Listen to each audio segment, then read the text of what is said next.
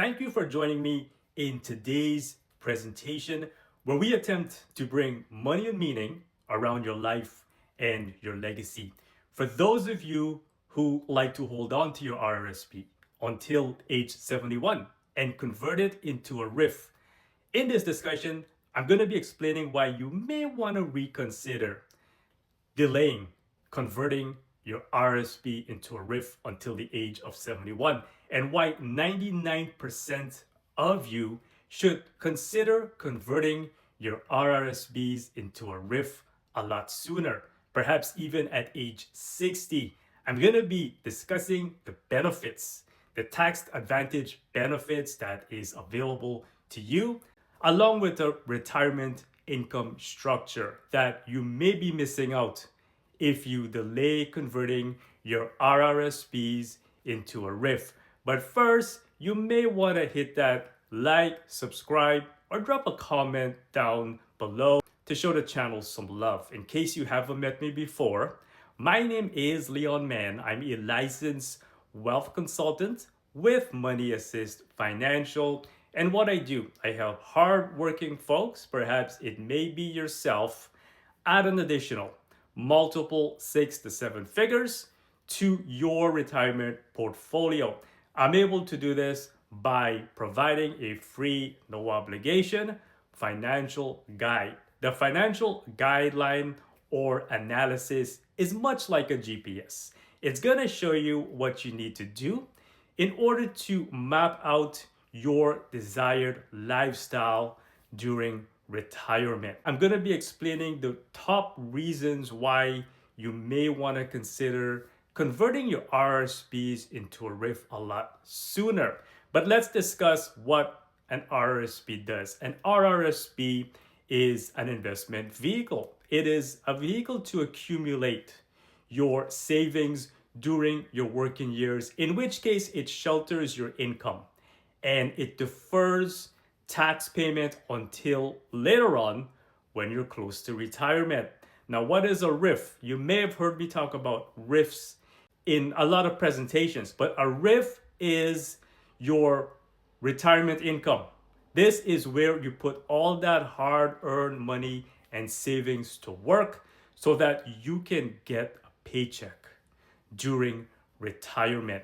And it's a mindset shift. During your working years, remember that you are in accumulation mode where you are accumulating wealth. Now that you are in your retirement years, this is your income. You have an income mindset now. That is, you're no longer working and you want the savings to be your income. That extra paycheck, by the way, helps a lot, right? It helps a lot depending on how big your retirement or RRSP is. Now, the first reason is your income structure planning during retirement. It allows you to have an additional income. Apart from OAS, apart from CPP, when you have a RIF, it's like a three-legged stool, right?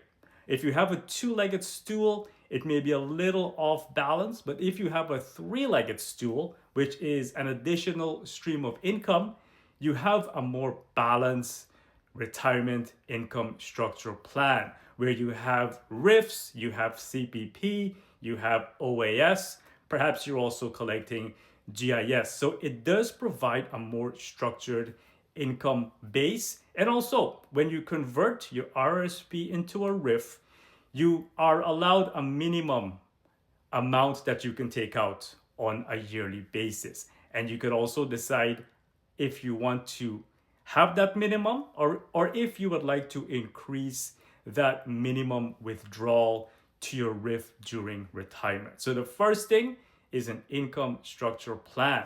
The second thing is pension splitting.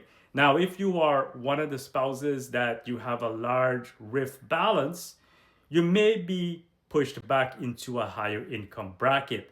What pension splitting allows you to do, however, it allows you to shift your income into the spouse in the lower income bracket. That way, both of you can sort of even out the type of taxes that you're going to be paying. So you sort of level the income playing field rather than having a huge disparity of income between two of you, right? So pension splitting allows both of you to be on even level playing field. So you can pay the same amount of taxes rather than having one spouse paying a large tax bill. Both of you guys could be evened with the pension splitting. The third reason why you may want to convert it is to take advantage of the retirement income tax credit. In Canada, you can have a retirement income tax credit up to $2,000 in pension. If, for example, you have things like a RIF, things like an annuity, but this does not include, by the way, OAS or CPP. This is why it may also help to have a pretty reasonable savings or RIF balance, because basically you can take advantage of the retirement income tax credit. The fourth reason is the withholding tax strategy. When you take out money from an RRSP, there is usually a 10, 20, and 30% withholding tax. Now, when you take out money from a RIF, there is zero withholding tax. You only will pay taxes on the income that you take out, right? So there is zero withholding tax in a RIF, but with an RRSP, you also have to pay the withholding tax, not to mention on top of the income that is also going to be taxed, right? So it's basically like a double blow that you do not want to be involved with. The fifth reason why you may not want to delay is because you're wasting the money that you saved up. Other than that, you could be enjoying many years of tax efficient income, pension splitting, and a structured retirement income that may allow you to have more options rather than having to work later on in the later years during retirement, right? You can have more options and more opportunity to take advantage of a structured income, we call it, plan during retirement. So as you can see, guys, when it comes to having a RIF, remember, it is not about having a lot of money at retirement, but it's how well you're able to structure your income to be as tax efficient as much as possible. Remember, your RRSP is an investment vehicle and your RIF is your paycheck. And during retirement, you want to have that paycheck coming in.